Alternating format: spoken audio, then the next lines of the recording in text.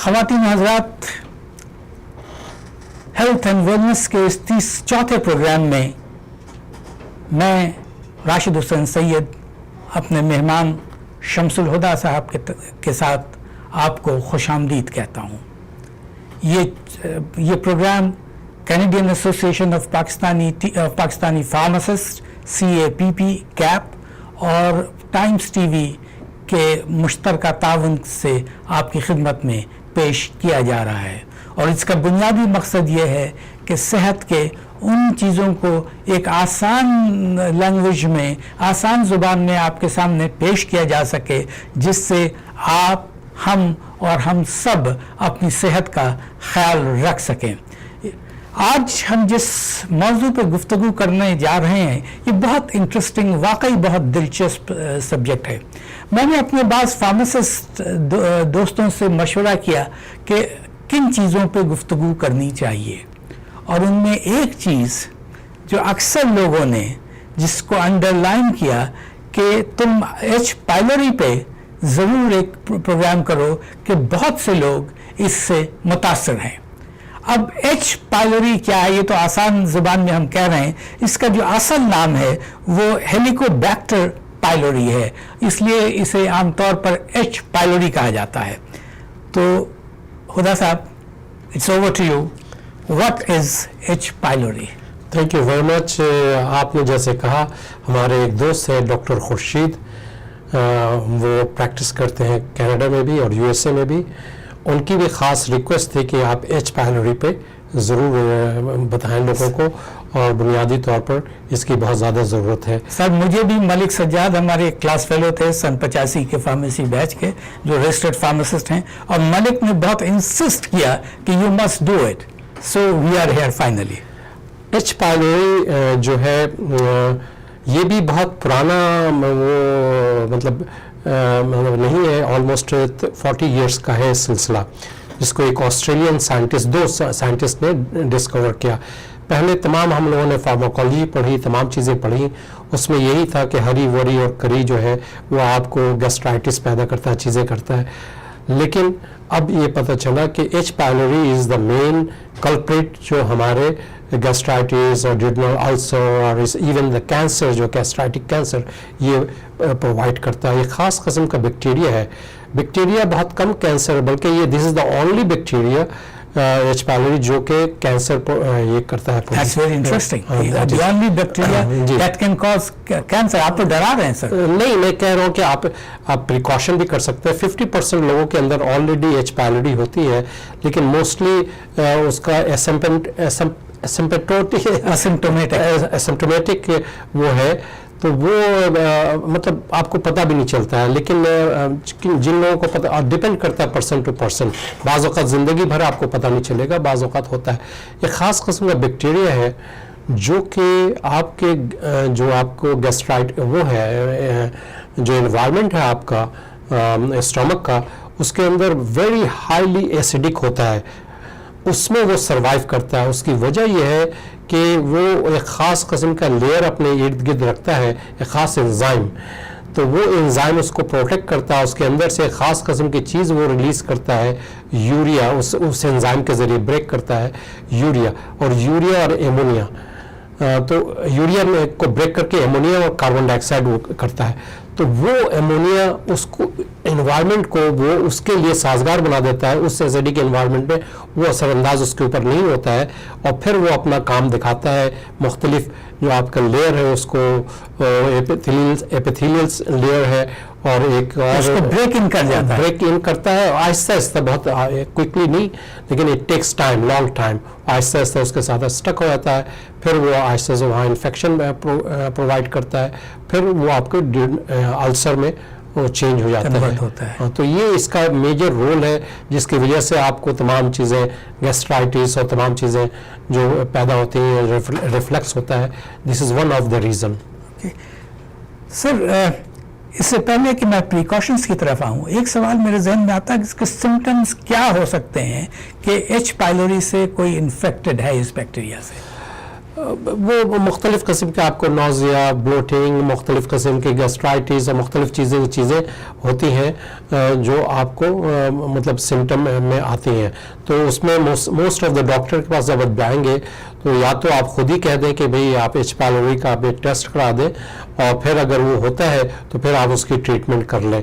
तो मोस्टली ऐसा होता है कि आप जाके खुद भी पूछ सकते हैं कि अब उसका बहुत आसान टेस्ट है, मुख्तलिफ स्टूल के ज़रिए, ब्लड के ज़रिए भी होता है, लेकिन मोस्टली सांस के ज़रिए मुख्तलिफ। सर ये ओहिप कवर करता है? मैं गरीब आदमी हूँ सर, इसलिए पूछ रहा हूँ। I think I have no idea कि ट्रीटमेंट तो सभी कवर करते हैं।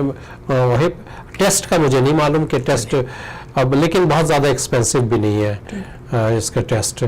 तो वो आप करा करके देख सकते हैं कि आपकी किस फॉर्म में है, और अगर वो एक्टिव फॉर्म में है तो उसका आप ट्रीटमेंट कर लें। इससे पहले कि हम ट्रीटमेंट की तरफ आए, प्रिकॉशंस की तरफ आते हैं कि किस तरह बचा जाए। इसकी प्रिकॉशंस क्या है कि आप एच पायलोरी इन्फेक्शन से बचे रहें? मुख्तलिफ किस्म की चीज़ें हैं उसमें। एच पायलोरी से एक तो आपको पहले पता नहीं चलता है, जब तक आपको पता चलता है उस वक्त तक आप लेट हो चुके होते हैं। फिर आप उसके बाद के इफ़ेक्ट को आप प्रिकॉशन के ज़रिए इस्तेमाल कर सकते हैं, इसलिए कि ज़िंदगी भर भी हो सकता है पता ना चले। और ऑलमोस्ट 20-30%, वैसे तो 50% of the population whole world में है, उन सबको होता है, लेकिन मुश्किल से कुछ आइडिया है कि किस एरिया में ज्यादा होता है? साउथ एशिया में, एशिया में, यूरोप में? बेसिकली अनफॉर्चुनेटली आप कह लें कि ये हमारे इंडिया, पाकिस्तान, कॉन्टिनेंट्स वगैरह में ज़्यादा है कंपेयर टू जो वेस्टर्न वर्ल्ड है। तो हम लोग ज़्यादा ससेप्टेबल हैं एच पायलोरी इन्फेक्शन के। जी जी जी जी जी। तो आप प्रिकॉशंस की बात कर रहे थे जी। मिसाल गुड हाइजीन, इम्पैक्ट। हाँ, ये प्रिकॉशन में आपको देखें ना, एक तो ये सलाइवा से हो सकता है, इन टच से मुख्तलिफ खानों को आप एक दूसरे से मिल के खा रहे हैं, वहाँ होता है, अलग-अलग खाएं, मुख्तलिफ चीज़ें एक ही चीज़ में। अब जैसे हमारे एशिया वगैरह में एक साथ एक प्लेट में खाने का भी सिलसिला है, एक दूसरे को खिला भी देते हैं, मुख्तलिफ चीज़ें करते हैं, तो उनसे बचा जाए तो काफ़ी हद तक आप बेहतर हो सकते हैं। ठीक सर, अब हुदा साहब हम इस तरफ बढ़ते हैं कि treatment of H pylori infection. अब इससे पहले कि आप शुरू, मेरे जहन में एक कि जब मैंने फार्मेसी पढ़ी थी तो उस वक्त हम H2 एंटागोनिस्ट की बात, जब रिफ्लक्स है, ये है, वो है, कि H2 एंटागोनिस्ट और एक गालिबन if I am not wrong SKNF की प्रोडक्ट हुआ करती थी, if I am not wrong Tagamet, कि भाई जब तुम्हें इस तरह की हो टैगामेट खा लो एंड दैट विल कवर। अब तो लगता है वो टैगामेट का ज़माना चला गया, नई दुनिया आ गई है, हम बहुत पीछे रह गए हैं।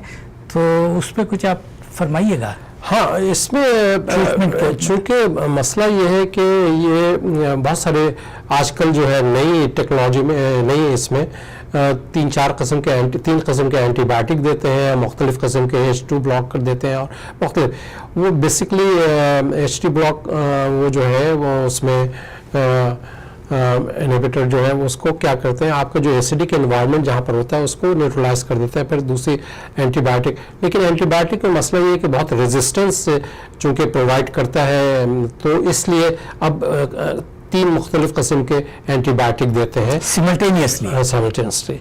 तो वो देते हैं ताकि उसकी रेजिस्टेंस को रोका जा सके। पहले शुरू में एक ही एंटीबायोटिक से काम चल जाता था, लेकिन अब जैसे जैसे आप जैसे कहते हैं ना, वो जितने बैक्टीरिया है वो भी अपने अंदर वो पैदा करते हैं, सर्वाइवल की जाने साहब। बिल्कुल। तो वो फिर आपको मुख्तलिफ किस्म के एंटीबायोटिक लेते हैं, फिर उसके बाद आप कोर्स है, certain doctor will tell you कितने हफ्ते का कोर्स है, फिर आप करें, फिर दोबारा चेक करें, तो फिर मोस्टली हो जाता है, ठीक हो जाता है उसकी बहुत ज़्यादा।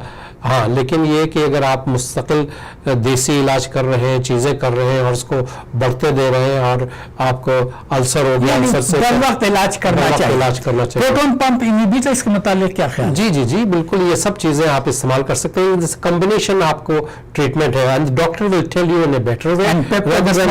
सब चीजें आप, लेकिन you should not use yourself. Yes. आप डॉक्टर से कंसल्ट कर लें Oh, yes. पहले, Oh, yes. उनसे पूछें। लेकिन बेसिकली ये ट्रीटमेंट है जो कि generally everybody knows, but you should not practise your way. No way. तो आप उसको डॉक्टर से पूछें कि अगर हाँ आप अपने को जरा से भी महसूस हो रहा है तो आप उनसे कह दें कि मुझे आप इसका टेस्ट करा दें, तो वो टेस्ट करा देंगे। For your satisfaction you can do that one. ठीक है। और लाइफ स्टाइल मॉडिफिकेशंस का भी कुछ आप कहिएगा इस हवाले से कि लाइफ स्टाइल कुछ चेंज करना चाहिए। हाँ, तो जाहिर है आपके खाना पीना चीजें जो आपको रिफ्लेक्स होता है, आप जाहिर से जो रिफ्लेक्स होता है तो आप उसके लिए प्रोटेक्शन करते यानी हैं। अल्कोहल है, कॉफी है, जी, स्पाइसी जी, चीजें ना खाएं। जी जी जी, ना बिल्कुल पिएं। बिल्कुल। इसलिए कि तमाम चीजें एक तो आपको रिफ्लेक्स करता है, फिर दूसरी बात ये कि आपको इन्फ्लेमेशन मजीद बढ़ा देता है, तो उसको जितना आप इन्फ्लेमेशन कम करना चाहें उतना मुख्तलिफ तो चीज़ों। इसका मतलब ये है कि स्मोकिंग भी जो लोग करते हैं वो ना करें। हाँ, anything which can give some, तो वो आप उससे एहतियात बरतें। बहुत सारे एहतियाती तदाबीर हैं जिसको आप कर सकते हैं इस्तेमाल। और इससे पहले कि हमें एक वक्फे के लिए कहा जा रहा है, इससे पहले कि हम वक्फे पे जाएं, सिर्फ एक चीज़ मैं यहाँ ऐड करना चाहूँगा कि फॉलो अप टेस्टिंग भी बहुत इम्पॉर्टेंट है कि जब ट्रीटमेंट हो जाए आपका तो उसके बाद आपके डॉक्टर लामाला आपको भेजेंगे, लेकिन this should be kept in mind कि follow up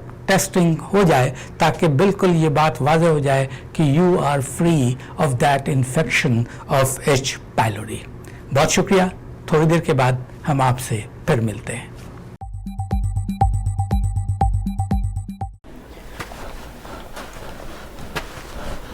A criminal charge can be an ugly and nasty surprise. Don't let bad decisions or unfortunate circumstances take control of your life. The criminal lawyers at Alam Law Chambers will listen to your story and develop the best defense for you.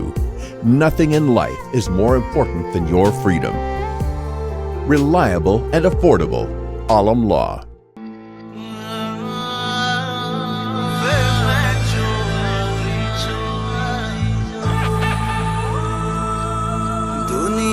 तुझे खाते मैं दुनिया तुझे खाते मैं प्यार तेरा रखा मैं चोरी चोरी चोरी वे मैं चोरी चोरी तेरे नाल लालियां खावे चोरी चोरी तेरे नाल लालियां खावे मैं चोरी चोरी तेरे नाल लालियां खावे मैं चोरी चोरी चोरी।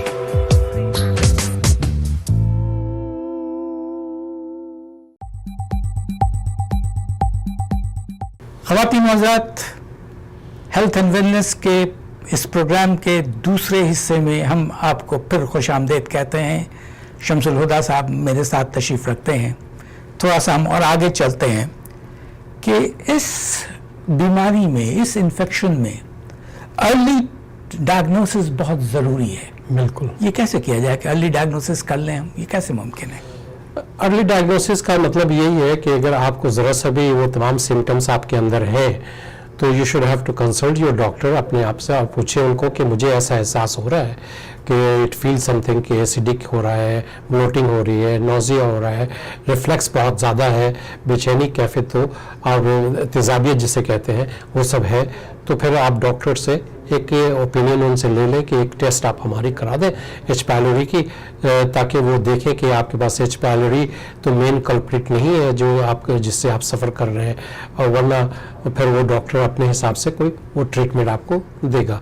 तो इसके लिए वही है प्रिकॉशन, आपको बहुत जैसे ही आपको ये सिम्टम हो यू शुड हैव आस्क कि क्या उनके मतलब एहतियाती तदाबीर क्या हो सकती है, क्या नहीं कर सकते हैं। सर, ये ब्लोटिंग और इसका ताल्लुक, रिफ्लक्स, ब्लोटिंग, एसिडिटी, इसका ताल्लुक कुछ वारफरिन, ये जो इस तरह की दवाएं हैं उनका कुछ ये हो सकता है कि उसकी वजह से आपको रिफ्लक्स हो, इसलिए थोड़ा सा उसको कंट्रोल करने की I'm not sure मैं नहीं, आपको पूछना चाहता बहुत ज़्यादा इसकी वो नहीं। रिफ्लेक्स पे होता है कि जब आपको जो वो लीकेज वहाँ सेल के अंदर जब दाखिल हो जाता है और आपकी जो लेयर है, एक म्यूकस लेयर है, उस म्यूकस लेयर इतना इम्पोर्टेंट है कि वही आपके हाइड्रोक्लोरिक एसिड से बचा के रखता है। ठीक, अंदर लेकिन उससे ऊपर जब चीज़ होती है, जो ऊपर का हिस्सा है, तो वहाँ अगर वो उड़ जाता है, इसलिए कि वो फिर तेज़ी से बढ़ाना और ज़्यादा शुरू हो जाता है हाइड्रोक्लोरिक एसिड।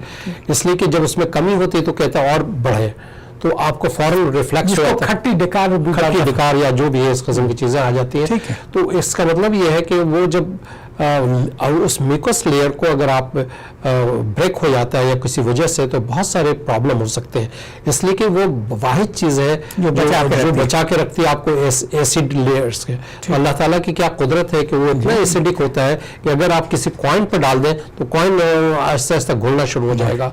और क्या निजाम पैदा किया, जिंदगी भर आपके वो गैस होती है, HCl आपके अंदर होता है, हाइड्रोक्लोरिक एसिड, और वो कुछ नहीं हो रहा होता है। और देखिए कुदरत, अल्लाह ताला ने क्या निज़ाम जिस्म के एक एक हिस्से के अंदर कैसे कैसे निज़ाम पैदा किए हैं कि अल्लाह की हक़ानियत पे यकीन किए बगैर गुजारा नहीं है कि कोई तो शख्स, कोई तो ऐसी चीज़ है जिसने ये बनाया है। बिल्कुल, ये इंसान के तसव्वुर से बाहर है। बड़े सिस्टमैटिक है, बड़े सिस्टमैटिक। जिस्म का एक एक हिस्सा, एक एक उज़ू कितना ये है।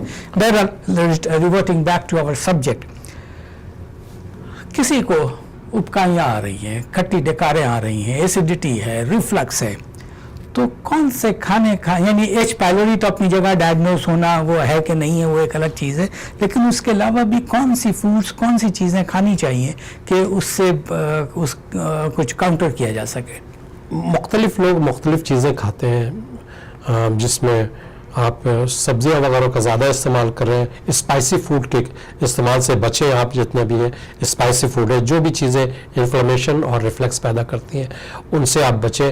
और यानी आप फ्रूट्स एंड वेजिटेबल्स की बात कर रहे हैं जी। इनमें से कौन कौन से फ्रूट्स एंड वेजिटेबल्स की आप बात कर रहे हैं? वेजिटेबल्स तो कोई भी आप खा सकते हैं, कोई ऐसा मसला नहीं है। फ्रूट्स में जैसे क्रूसिफेरस वेजिटेबल्स हैं, ये क्या चीज़ हुई? हाँ, that's very scientific word.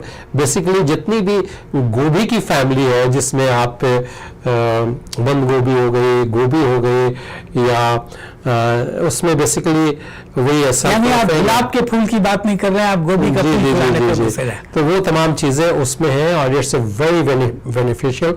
Even आप उसको सूप भी इस्तेमाल कर सकते हैं अगर आपको हीलिंग करनी है। तो आपको तकरीबन अगर 4 डेज या 6 डेज तक कंटिन्यूस उस फूड पर आप रहेंगे तो लॉट ऑफ गट हीलिंग हो सकती है उसमें। Sir, berries, carrots, sweet potatoes, इनके मुतालिक क्या है? ये भी बहुत इंपॉर्टेंट रोल अदा करता है। आप उसको बहुत शुगरी चीज़ आप इस्तेमाल, शुगर से अवॉइड करें। Sugar is the main culprit, इसलिए कि शुगर एट द एंड वो आप एसिडिक एनवायरनमेंट पैदा करता है जो कि आपके लिए सही नहीं है। सर, प्रोबायोटिक रिच फूड की बात होती है, योगर्ट, ये इनका भी रोल है? जी, माइक्रोबियोम का बहुत बड़ा काम है इसमें, इसलिए कि वो हीलिंग में, तमाम चीज़ों में, आपका इम्यून सिस्टम में, तमाम चीज़ों में आपको इस्तेमाल वो बेहतर अदा करते हैं। और आप इस माइक्रोबियोम को भी आप इम्पॉर्टेंट रोल इसमें है कि आप उसको हील अप करने में, गटी लीक्स हैं, जो गट लीक हो जाता है उसकी भी प्रोटेक्शन के लिए वो, जैसे आपको मैंने गोभी और तमाम चीज़ें, उसमें ख़ास किस्म का एक सल्फोराफेन, एक ख़ास एंजाइम है जो कि it's very very effective and that helps you.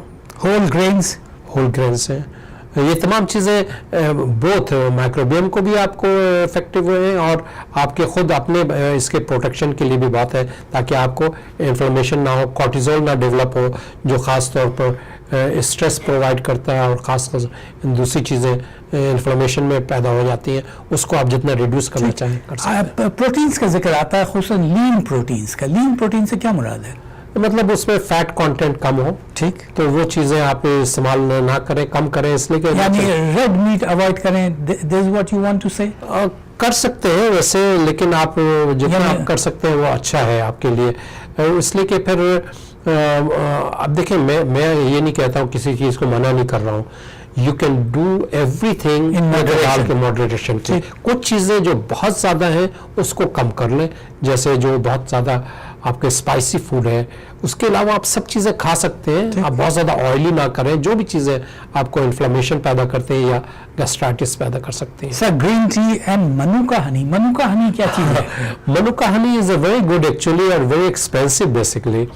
तो उसको भी आपके इम्यून सिस्टम में काफ़ी अच्छा होता है, मिल जाएगा आपको मुख्तलिफ। खासतौर पर मैंने देखा मनुका हनी आपको कॉस्टको में मिल जाएगा, आपको प्रेसिडेंट चॉइस वगैरह के में उसमें it's expensive one but it's very good very healthy, इसलिए कि बेसिकली वो मुख्तलिफ फ्लावर्स से वो प्रोड्यूस करता है। तो ग्रीन टी में ये डाल करके पिया जाए, ये आपको मशवरा है। बिल्कुल बिल्कुल बिल्कुल, you can do that one. बाज हेल्दी फैट्स कहा जाता है कि लिया करो, हेल्दी फैट से यहाँ क्या मुराद है? Healthy fat sources of omega 3 fatty acids like salmon, flax seeds, जी सैमन और फ्लैक्स सीड, ये तमाम चीज़ें जिसमें चिया सीड, चिया सीड है, मुख्तलिफ चीज, इवन आपको जो आप अजमोल कहते हैं तमाम चीज़ें, that's very good also, it's a fibre and you can use that one. और जिसे आप वो कहते हैं मिक्सचर ऑफ, हालांकि स्पाइसी है वो तमाम स्पाइस है, मिक्सचर ऑफ बहुत सारी चीज़ें आप खा सकते हैं एक साथ, जिसे थाइम है, थाइम को क्या कहते हैं पता नहीं, और वो जिसे क्या आप रेहान कहते हैं या तुलसी कहते हैं या क्या उसको कहते हैं इंग्लिश में, बैसिल हो गया, मुख्तलिफ किस्म के दूसरी चीज़ें हैं, ये सबको मिक्स करके भी, नट्स हैं, मुख्तलिफ चीज़ों को आप ग्राइंड करके रख लें, उसको कहते हैं ना खाएं, that is very good actually. Sir garlic and cranberry juice, how does these help in? Cranberry भी बहुत अच्छा है और एच पायलोरी, और इवन क्रैनबेरी एक्चुअली बहुत सारे फंक्शन में काम आता है, खासतौर पर आपको यूरिन ट्रैक इन्फेक्शन है या एच पायलोरी है तो इट वेरी इफेक्टिव। और गार्लिक बेसिकली इसमें एनुलिन होता है तो it's very effective in generally, आपको एंटीबैक्टीरियल इफेक्ट उसमें देता है, वो प्रोवाइड करता है। ठीक है, एक जनरल सी ज़रा सा छोटी सी गुफ्तगू कर लेते हैं कि what are the foods to avoid. आपने एक स्पाइसी फूड का जिक्र किया था जी कि उसको अवॉइड करना चाहिए ना। मेरा क्वेश्चन सिर्फ एक छोटा सा है कि बिल्कुल अवॉइड करना चाहिए या इत्तेदाल से खाने की आप इजाज़त देते हैं? शुरू में जब आपको एच पायलोरी डायग्नोस हो जाए तो you should have to avoid, यानी बिरयानी ना खाऊं? बिरयानी आप खा सकते हैं लेकिन बहुत ज्यादा उसमें मसालेजात जो है वो चीजें ना करें। आपने बॉम्बे बिरयानी तो मेरी बंद करा दी। नहीं, आप खाएं जो भी, लेकिन चूंकि आप उस वक्त अंडर द ट्रीटमेंट होते हैं तो आप उसको हीलअप का मौका दें, इसलिए कि मैंने कई लोगों से पूछा कि आप अपना सेहत रखें तो उसमें भी पूछते हैं कि क्या खाएं, भाई खाना आप रोके। ठीक है साहब, रोक देंगे। अच्छा, फैटी एंड फ्राइड फूड्स, अब हमें फ्रेंच फ्राइज तो लामाला अच्छी लगती है यार, कौन कम वक्त होगा जिसे फ्रेंच फ्राइज अच्छी ना लगती हो, तो वो सब खा सकते हैं या उसे भी आप नहीं, आप अवॉइड करें। हमारे साहबजादे कहते हैं हर अच्छी चीज में कुछ न कुछ बुराई हो जाती है, पाबंदी लगा दी जाती है। चलिए सर, तो एसिडिक फ्रूट, सिट्रिक एसिड में यानी सिट्रस फ्रूट्स है, सिट्रस फ्रूट को भी आप चूंकि वो बहुत एक्साइट करता है, ऑलरेडी आपका हाइड्रोक्लोरिक एसिड है, मजीद आप सिट्रिक एसिड डालते हैं तो बहुत सारे, लेकिन टू बी वेरी फ्रैंक आपको आप कभी तजुर्बा करके देखेंगे कि जब आपको एसिडिटी हो रही है या कुछ हो रहा है, आप सेब को छील कर खाएं, एंड एक्स्ट्रा ऑर्डिनरी बेनिफिट है बाजू का छील करके। अच्छा, हालांकि और बहुत सारी चीज़ें हैं, जैसे मैंने एक पहले भी कहा था कि जैसे आप सिरका है उसमें थोड़ा सा लेमन ना डालें अगर आपको, तो it will also 15 minutes before, but लेकिन मैं ये कहता हूँ कि सबसे पहले आप अपना ट्रीटमेंट कर। सर चाय कॉफ़ी भी मना की फहरिस्त में? कॉफ़ी बहुत अच्छी चीज़ है, सब चीज़ अच्छी है, बहुत ज़्यादा हॉट जो है एक नॉर्मल वे में आप पिए, कोल्ड कॉफ़ी पी सकते हैं आप, कोल्ड टी पी सकते हैं, दैट्स गुड, लेकिन आप हॉट जब करेंगे तो इट एक्साइट ऑल्सो। सर बाज लोग कार्बोनेटेड ड्रिंक्स और चॉकलेट पे पाबंदी लगाने की that's anything sugar content, carbonated, soda, processed food is a very very bad. 70% Americans they are using processed food, उसको भी आप रोकें। सर हमारे बाज दोस्त मेहरबान यहाँ अल्कोहल के आदी हैं, उनके लिए क्या हुक्म है? वो अगर हुक्म सुने तो हमारा आपका काम हुक्म देना है, वो सुने। इट्स एडिक्शन, उसको रोकने के लिए आप आहिस्ता किसी भी चीज को, हैबिट को चेंज करने के लिए तकरीबन 21 डेज होता है minimum, if you are willing then 21 days लगता है साइंटिफिकली कि आप उसको आहिस्ता आहिस्ता कम कर सकते हैं, एकदम आप कम नहीं कर सकते। विल पावर की जरूरत, विल पावर, कंसिस्टेंसी। ख़वातीन हज़रात, हम इस प्रोग्राम को इख्तिताम की तरफ आते हैं। चंद छोटी छोटी चीज़ों का मैं जिक्र कर देना मुनासिब समझता हूँ कि कम खाइए और इस मोर फ्रीक्वेंट खाइए। ये डायबिटीज़ में भी कहा जाता है, मैं डायबिटिक भी हूँ, तो भाई थोड़े थोड़े वक्फे से भले से दिन में 5 दफ़ा खा लो, हालांकि मैं सिर्फ 2 ही दफ़ा खाता हूँ दिन में। खैर, स्टे हाइड्रेटेड, पानी पीजिए, वो कार्बोनेटेड ड्रिंक मत लीजिए, पानी, सादा पानी, कोई जूस वूस निकाल करके अगर नहीं, जूस ना आप लें, जूस ना, सिर्फ पानी पिए। It's better to drink coffee, बहुत अच्छा है, बेहतरीन चीज़ है कॉफ़ी। गर्म ना हो ज़्यादा, गर्म नहीं, हॉट चॉकलेट आप ड्रिंक ले सकते हैं, जो कि खासतौर पर प्योर जिसे कोका कहते हैं, जिसे आप ले सकते हैं, लेकिन शुगर कंटेंट ना हो। ठीक है। और ज़्यादा रात को खाना रोक दें, कोशिश करें कि डिनर या सफ़र जो है जल्दी मगरिब के आसपास ले लें, ताकि फिर आपके पेट को आसानी मिले, वक्त मिले कि वो अपना काम अंजाम सके। सबसे अहम चीज़ें एक्सरसाइज भी, भागना और एक्सरसाइज, सिर्फ खाने का जिक्र नहीं है इसमें। हमारे खुदा साहब एक्सरसाइज करवा के दबाएंगे। एक्सरसाइज करें और दूसरे सोए अपने वक्त पर, बेशक, जो आपको मतलब आपका माइक्रोबियम काम करे ताकि। ठीक। ख़वातीन हज़रात, इन सारी गुफ्तगू का एक नतीजा निकलता है कि शुरू में इन्होंने बहुत डरा दिया था कि 50% लोग इससे ये हो सकते हैं और वो हो सकते हैं। इन तमाम चीज़ों के बावजूद असल बात यह है, द अंडरलाइनिंग फैक्टर ये है कि अगर सही ट्रीटमेंट हो, हाइजीन हो, डाइट मैनेजमेंट हो और एक्सरसाइज हो, और इस जो फूड नहीं खाना चाहिए वो ना खाएं और जो खाना चाहिए वो खाएं, उस सब का नतीजा ये है कि one could address H. Pylori infection, इस पर काबू पाया जा सकता है। हाइजीन का बहुत ज़्यादा, हाइजीन का हाइजीन। और ख़वातीन हज़रात, इसके साथ ही हम आपसे इजाज़त चाहेंगे, फिर इंशाअल्लाह मुलाकात होती है एक नए मौजू के साथ, एक नए प्रोग्राम के साथ। उस वक्त तक के लिए खुदा साहब और मुझे इजाज़त दें। फ़ी अमानिल्लाह।